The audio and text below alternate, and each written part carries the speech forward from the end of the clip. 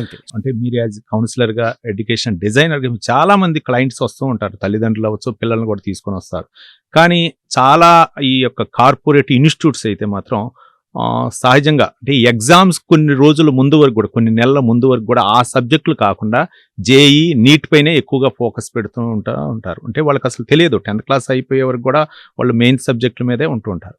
కానీ ఇవన్నీ కూడా వాళ్ళ మీద ఒక్కసారిగా బడ్జెట్ పడేసరికి వాళ్ళు ఆ ప్రెజర్ తట్టుకోలేక, కొంచెం తల్లిదండ్రులకు చెప్పుకోలేక, తల్లిదండ్రులు ఏమో లక్షల ఫీజు కట్టారు ఇంట్లో, మళ్ళీ ఇక్కడ చెప్పుకోలేక, అటేమో ప్రెజర్ తట్టుకోలేక చాలా మానసిక వేదన గురవుతున్నారు అనేది చాలా మంది ఈ మధ్య కాలం కంప్లైంట్ చేస్తున్నటువంటి అంశం. కంప్లైంట్ కాదండి, అది వాస్తవమైనటువంటి పరిస్థితి.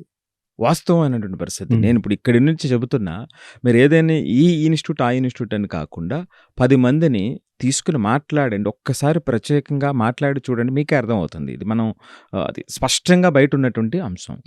ఒక్కొక్క ఇన్స్టిట్యూట్లు ఏదో 1-2 ఎక్సెప్షనల్ ఇన్స్టిట్యూట్లు ఏంటంటే కొంత కేర్ తీసుకునేటువంటి వాళ్ళు, కొంతమంది ఏమిటంటే అసలు ప్రెషర్ అనేటువంటిది పిల్లలు దరిచేరకూడదని మొత్తం వదిలేసే వాళ్ళు ఉంటారు.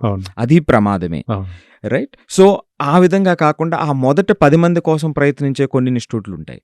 ఆ 10 మంది కోసం తయారు చేసేటువంటి విధానం ఏదైతే ఉంటుందో అది అందరి మీద రుద్ది వీళ్ళని కనీసం ఆ దరిదాపులు కూడా రాకుండా, మీరు ఇప్పుడే ఒక చాలా లోతైనటువంటి మాట చెప్పారు, ఈ జేఈ నీట్ కోచింగ్ మాత్రమే అని కనీసం ఆ బోర్డుకి సంబంధించి ఏముంటుంది ఏంటి అంటే ఆ అవగాహన మొత్తం మనం తీసేసేటువంటి పరిస్థితుల్లో ఇన్స్టిట్యూట్లు ఉంటూ ఉంటాయన్నమాట. ఇది చాలా చాలా బాధాకరమైనటువంటి విషయం. సో దీని మీద ఏమిటంటే స్పందన అనేటువంటిది ఒకటి ఇంపార్టెంట్. రెండోది స్పందించడం, తర్వాత నిందించడం కాకుండా, నిందించడం వల్ల ఉపయోగం ఏమీ లేదు జరిగిపోయిన తర్వాత.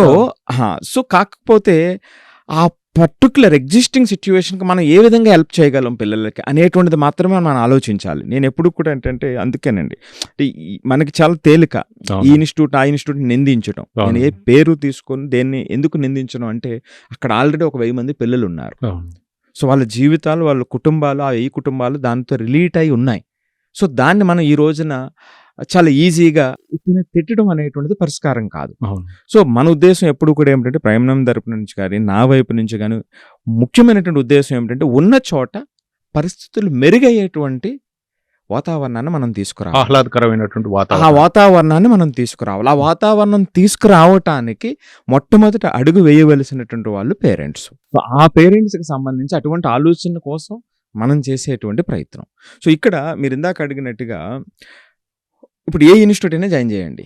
సో ఏ ఇన్స్టిట్యూట్ అయినా జాయిన్ అయినప్పుడు ఆ ఇన్స్టిట్యూట్ వాడు ఏం చెప్తాడంటే ముందు జాయిన్ అయ్యేంత వరకు ఒకలా ఉంటాడు, జాయిన్ అయిన తర్వాత ఎలా ఉంటాడు అంటే ఈ పిల్లలకి అర్థం కావట్లేదు అని అనుకునేటప్పుడు వాళ్ళు ఏమంటారంటే అదే క్లాస్లో చాలా మంది ఉన్నారు, ఈ క్లాస్లో వీళ్ళకి మార్కులు వస్తున్నాయి, ఆ నలుగురికి వస్తున్నాయి, మీ వాడికి రావట్లేదంటే తప్పు నీది, మీరు ఇంట్లో సరైన గైడెన్స్ ఇవ్వట్లేదు, లేకపోతే మీ వాడు ఏదో చేయట్లేదు సరిగానో సంథింగ్ లోపం వాడి వైపుకి నెట్టేయటం అనేటువంటిది అతి దౌర్భాగ్యమైనటువంటి విషయం అండి.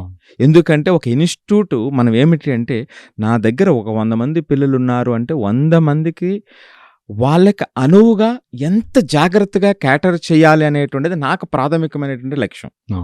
సో వీళ్ళు అంటే అందరికీ ర్యాంకులు రావండి, అది మాత్రం వాస్తవం. కానీ అందరూ కూడా ఇంట్రెస్ట్గా చేసేటువంటి వాతావరణాన్ని అయితే మనం కల్పించగలం.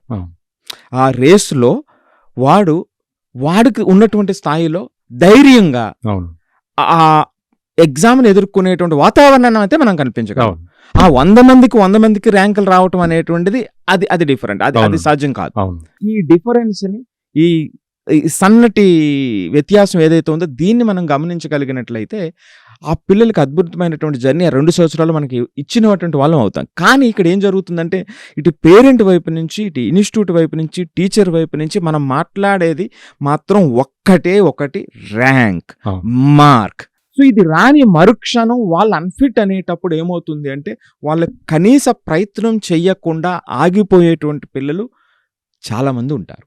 సో నేను చిన్న ఎగ్జాంపుల్ ఏమిటంటే ఎవరికైనా సరే 10th అయిన వెంటనే జాయిన్ కాబోతున్నటువంటి పిల్లవాడికి ఉన్నటువంటి ఉత్సాహం, అభిప్రాయాలు, ఆ క్యూరియాసిటీ నేర్చుకునేటువంటి దానికి, ఆ రోజు నేను చేయాలనుకునే తప్పన మీరు ఏదైతే స్పార్క్ చూస్తారో అది జాయిన్ అయిన తర్వాత పెరిగిందా తగ్గిందా అనేది ఒక్క ప్రాథమికమైనటువంటి అబ్జర్వేషన్ అండి.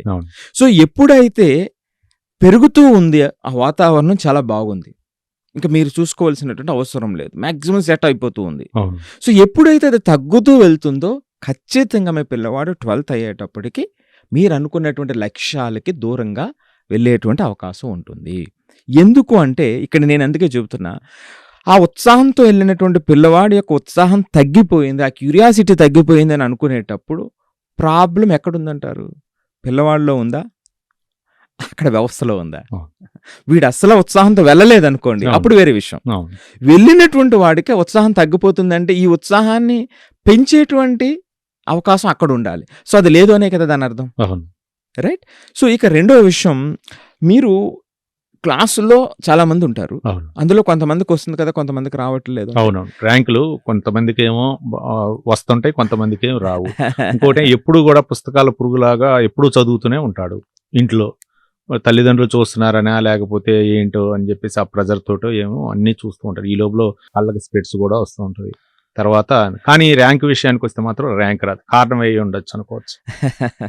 ఒకటే అండి, చదవటం వేరు, Hmm. సరైన దిశలో చదవటం వేరు. Okay. అలాగే ఇందాక కోచింగ్ క్లాస్లో కూర్చోవటం వేరు, కోచింగ్ ఇవ్వటం వేరు, కోచింగ్కి అందరూ కనెక్ట్ అయ్యేటట్టుగా చేయటం వేరు. Okay. సో ఇవి ప్రాథమికమైనటువంటి వ్యత్యాసాలండి. ఇప్పుడు మా కోచింగ్ గొప్పది, ఈ నలుగురు వచ్చారు కాబట్టి అంటే దాన్ని యాక్సెప్ట్ చేసేటువంటి పేరెంట్స్ ఇంకా వాళ్ళు అర్థం చేసుకోవాలి. అంటే అలాంటి వాళ్ళు ఉన్నారు కాబట్టి అక్కడతో ఆగిపోయింది. నేను అందుకే చాలా స్పష్టంగా సమగ్రంగా మనం మాట్లాడుతున్నటువంటి ప్రతి విషయం ఏమిటంటే, క్లాసులో ఉన్న ప్రతి పిల్లవాడు ఆ ఉత్సాహంతో, ఆ సీరియస్నెస్తో, ఆ ప్రేమతో అయ్యేటువంటి విధంగా, అంటే చదివేటువంటి విధంగా, అర్థం చేసుకునేటువంటి విధంగా చేయగలిగినటువంటి అవకాశం మనకుంది. ఆ పోటీలో